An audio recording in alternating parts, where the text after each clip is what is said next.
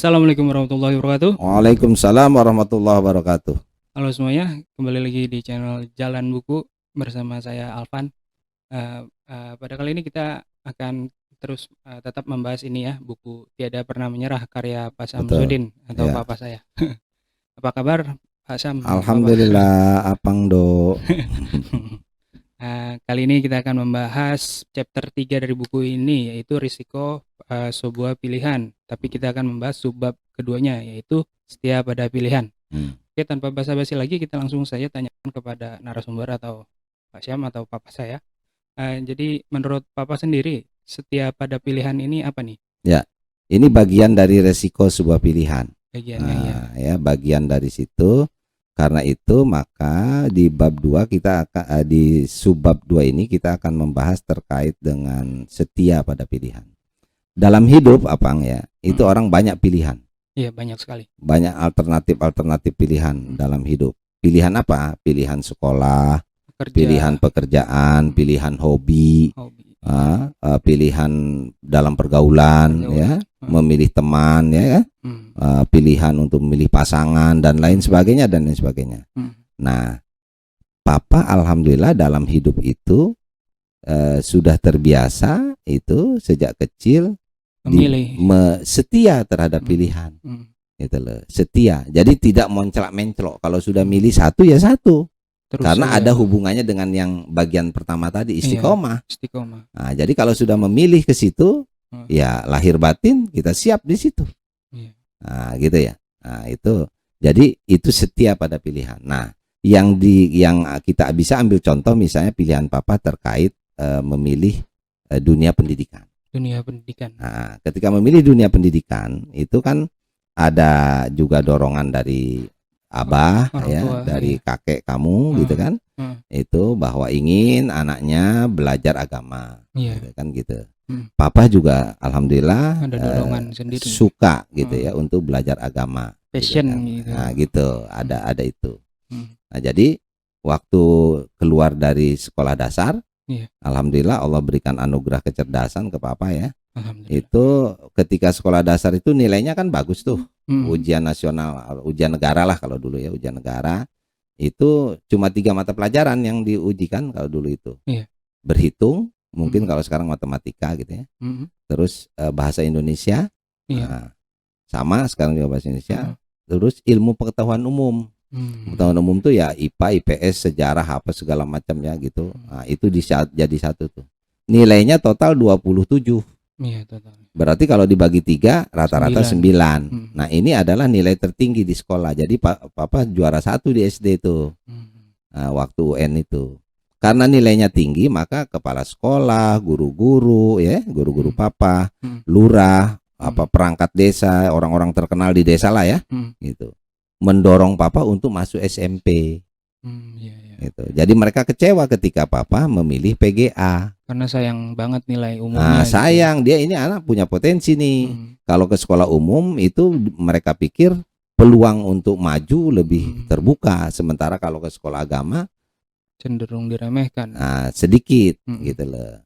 Nah, itu jadi di sana. Tapi karena kita sudah punya niat, sudah punya cita-cita untuk mendalami persoalan agama, maka kita memilih sekolah agama. Sekolah agama yang ada di kampung kita waktu itu hanya pendidikan guru agama.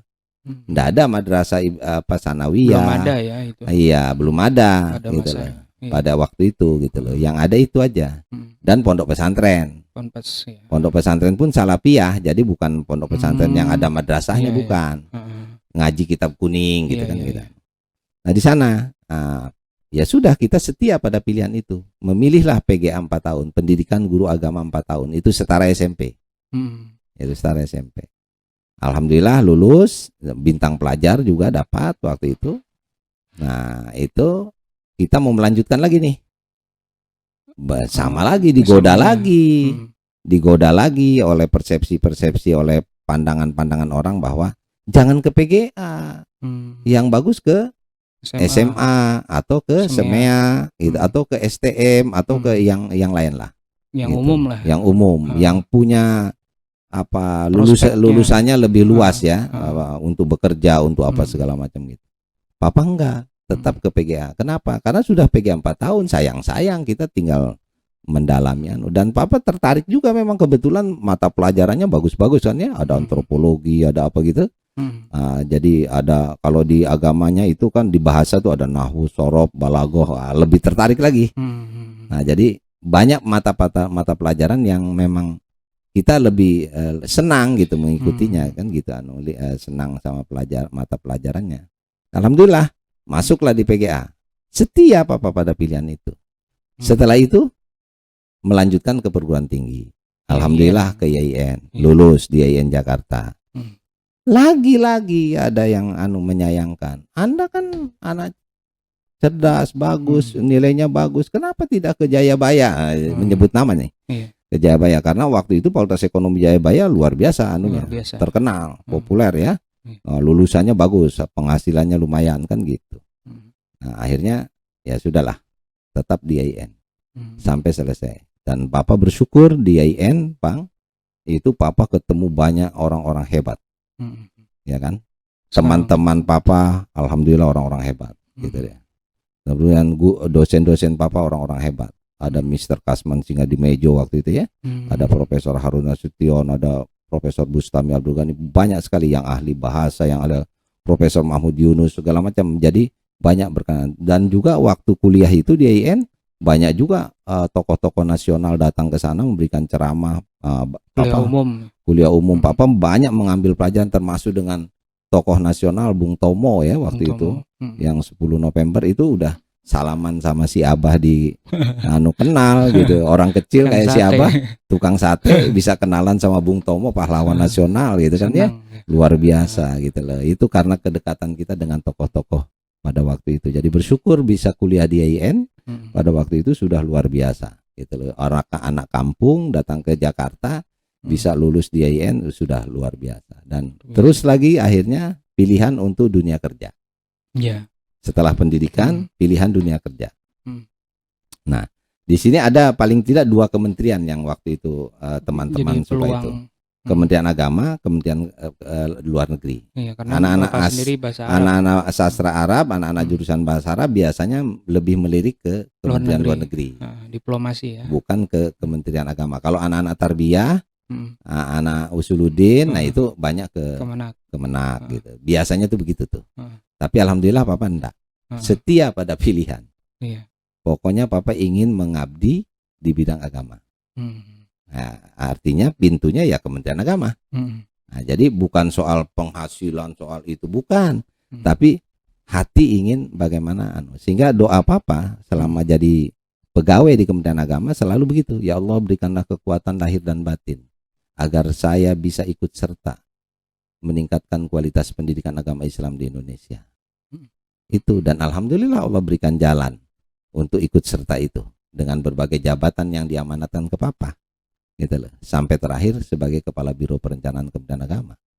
Artinya ikut serta bagaimana mendongkrak anggaran pendidikan di Kementerian Agama, itu alhamdulillah ikut. Gitu ya. Tercapai, berarti doanya terkabul. Alhamdulillah. Jadi itu semua itu bukti bahwa papa setia pada pilihan. Gitu loh. Nah, maksudnya Apang dan generasi penerus papa ya, anak cucu papa, teman-teman papa, junior papa, hendaknya mempertimbangkan itu. Kalau sudah punya pilihan harus setia. Karena apa? Di sana ada rahasia Allah, kita nggak tahu. Memang begitu kerja tahu mau jadi terakhir nanti jadi sekretaris Badan Litbang dan Diklat itu. Enggak dong gitu. Emang tahu mau jadi kepala biro perencanaan? Enggak dong kan gitu. Tapi kalau kita setia pada pilihan, insya Allah Allah berikan jalan untuk yang terbaik buat kita semua. Insya Allah ya. Jadi di balik kesetiaan tadi, kita nggak tahu di ujungnya itu nanti ada apa gitu ya.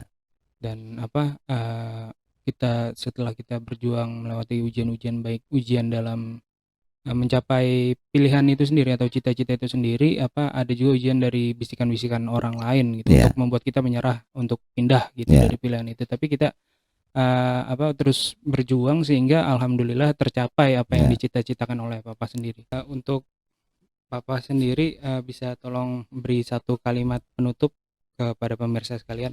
Ya, ini menarik. Jadi setiap orang punya pilihan. Ketika dia memilih, itu belum tentu dia fokus, belum tentu dia setia pada pilihan itu. Bisa jadi dia pada hari ini memilih A, kemudian pada hari berikutnya memilih B. Agar dia tetap setia, maka kiatnya adalah bagaimana dia kembali ke istiqomah tadi di bagian pertama. Jadi setia dia pada pilihannya, jangan tergoyahkan oleh masukan-masukan, oleh pengaruh-pengaruh dari kanan kiri, dari atas bawah yang tidak konsisten gitu loh. Karena biasanya hidup yang berpindah-pindah tanpa pilihan yang jelas gitu, itu menyuramkan, membuat tidak jelas masa depan, gitu loh. Tapi kalau kita setia pada pilihan, itu masa depan tuh semakin jelas. Kita jalani satu persatu, tahap demi tahap gitu ya. Satu persatu dengan tadi ketulusan, dengan kesabaran, dengan syukur gitu ya. Akhirnya tercapailah pilihan itu gitu. Dan artinya pilihan itu menjadi benar adanya. Gitu kan gitu. Tidak meragukan gitu loh. Itu sebabnya dalam Islam mungkin ada istikharah ya. Kalau kita sholat istikharah untuk memilih sebetulnya apa sih gitu loh yang paling terbaik diyakini gitu loh untuk bisa diwujudkan. Jadi itu barangkali, jadi jangan cepat-cepat baper, jangan cepat-cepat terkecoh gitu kan. Tanya pada hati nurani gitu loh. Sebetulnya pilihan kita itu di mana? Baik itu pilihan pendidikan, pilihan bekerja, pilihan usaha, pilihan bisnis gitu ya. Pilihan jodoh gitu ya, pilihan dan lain-lain pilihan di dalam hidup itu. Karena memang dalam hidup itu harus memilih. Kan gitu. Tidak dipilihkan tapi memilih. Tidak ditemukan tapi menemukan. Nah, memilih dan menemukan itu adalah jalan untuk menuju kebahagiaan. Insyaallah. Amin. Oke, luar biasa sekali ujungannya dari Papa atau Syam. Saya bingung sendiri manggilnya gimana jadinya. Oke. Terima kasih Papa udah meluangkan waktunya untuk bersedia menjadi narasumber di episode kali ini. Sama-sama. Dan untuk pemirsa sendiri kalau ingin memesan buku ini ya bisa ke yang ada di bawah ini, nanti diedit ya. Oke. Oke, kurang lebihnya seperti ini. Terima kasih semuanya untuk sudah menonton video ini. Jangan lupa di like, comment, and share. See you next time. Wassalamualaikum warahmatullahi wabarakatuh. Waalaikumsalam warahmatullahi wabarakatuh.